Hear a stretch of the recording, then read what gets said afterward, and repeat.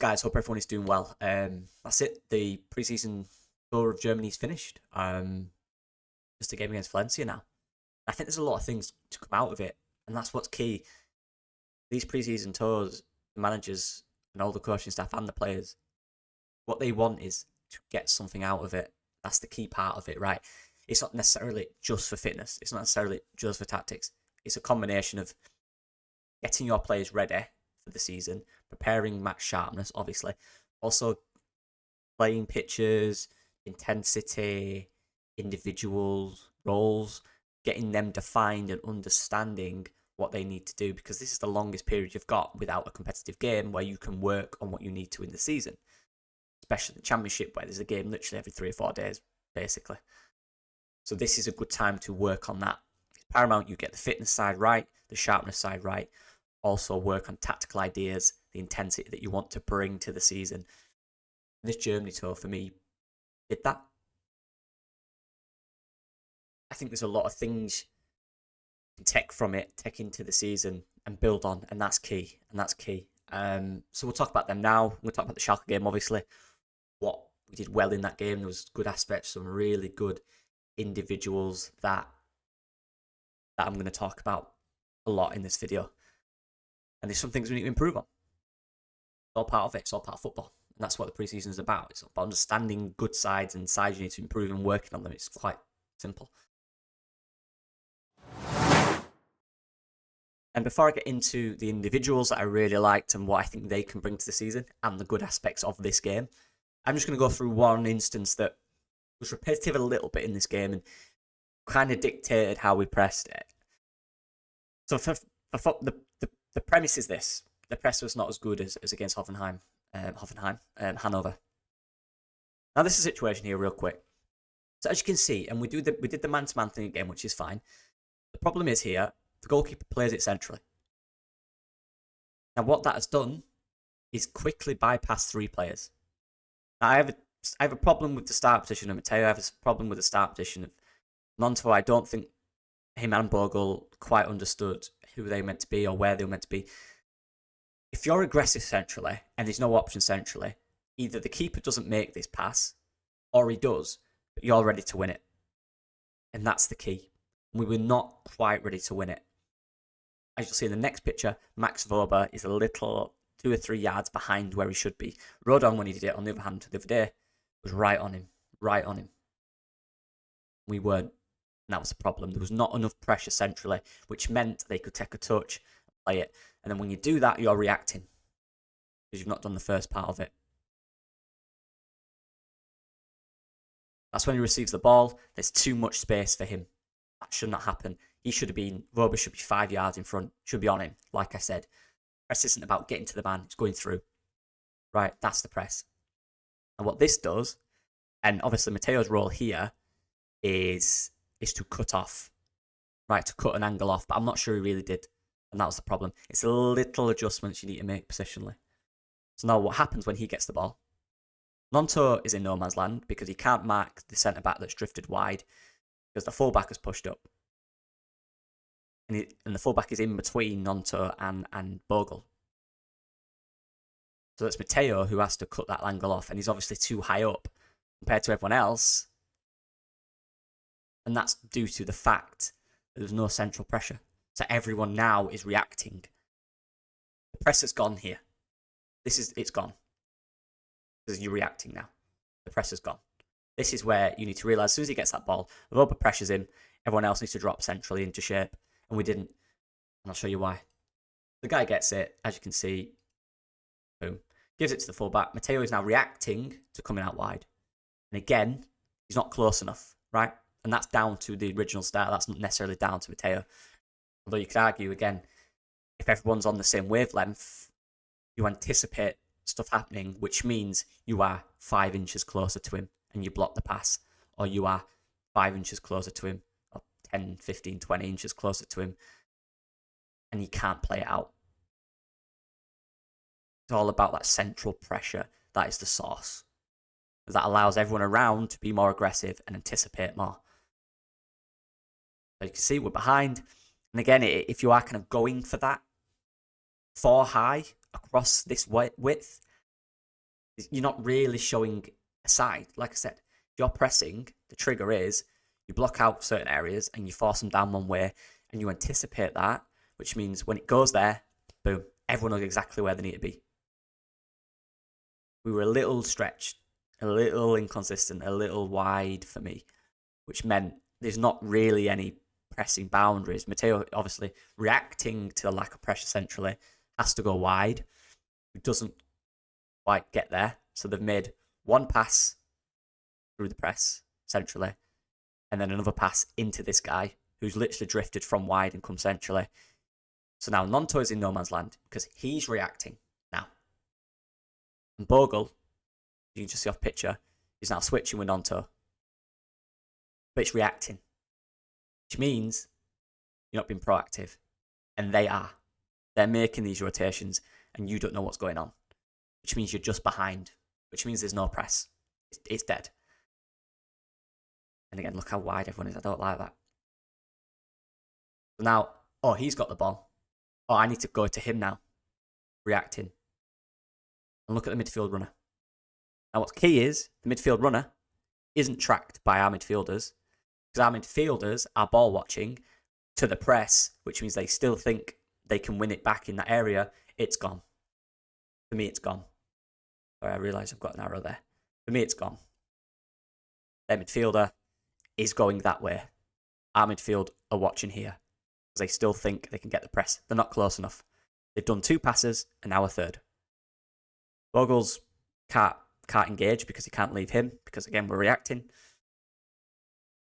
And their midfield is running into this half space, which he's seen. Between the fullback and the centre-back, he's seen it. He's identified it. This is a move they've worked on. They were proactive, we were reactive. Again, he gets a chance to turn. Nanto's now like, well, do I press him?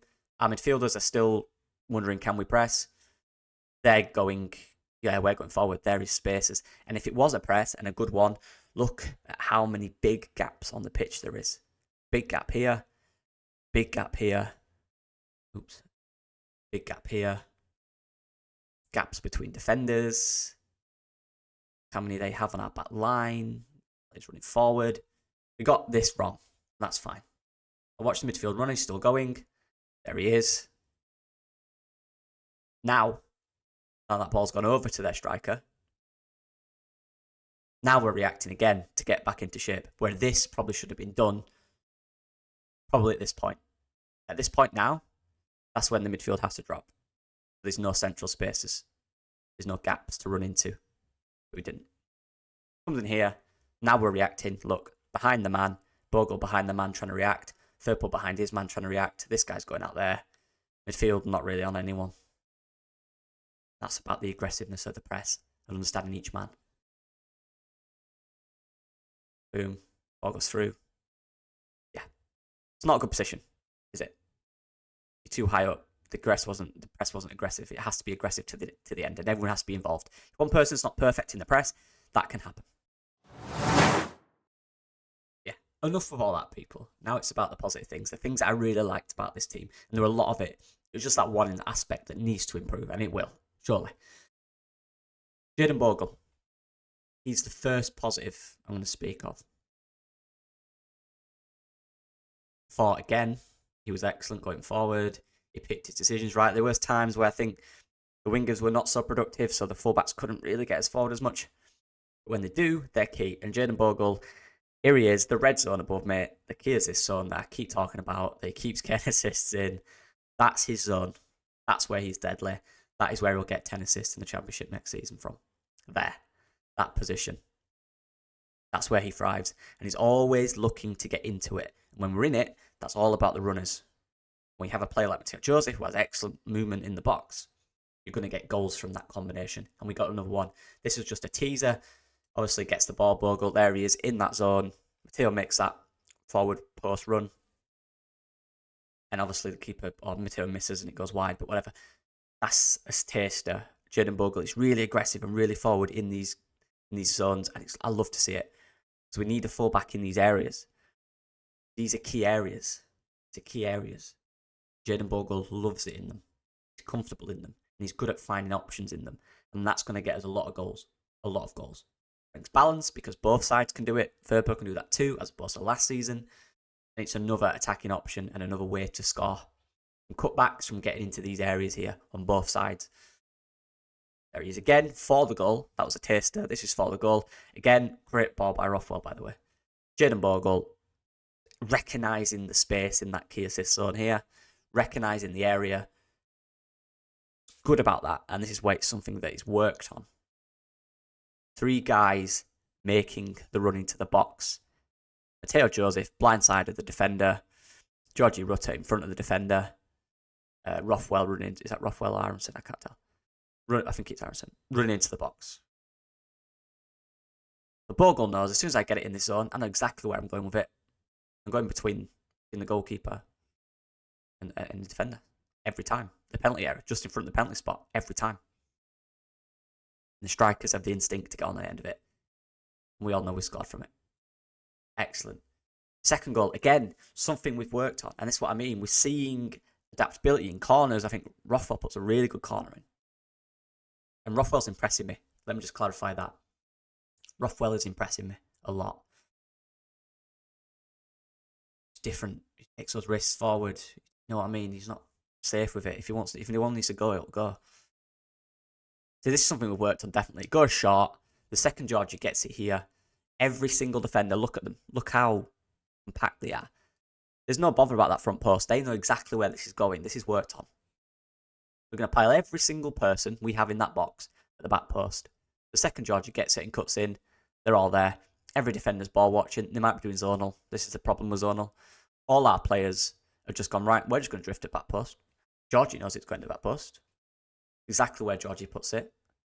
Look at them. All of them are there. And we all know what happened. We scored from it.